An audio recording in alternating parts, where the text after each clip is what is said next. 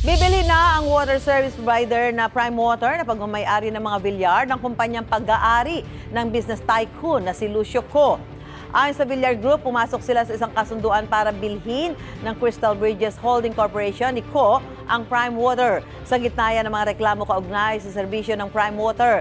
Dati nang pinaiimbestigahan ni Pangulong Bongbong Marcos ang Prime Water dahil sa mga reklamo. Nitong pagpasok ng Disyembre, lumabas sa Senado na mahigit 60 local water district na sineserbisyuhan ng Prime Water ang hindi umano satisfied sa serbisyo ng kumpanya.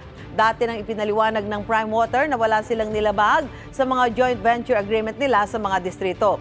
Kapag kumpleto naman ang kasunduan, hahawakan na ng Crystal Bridges ang buong operasyon ng Prime Water. Gusto mo bang mauna sa mga balita? Mag-subscribe na sa GMA Integrated News sa YouTube at tumutok sa unang balita.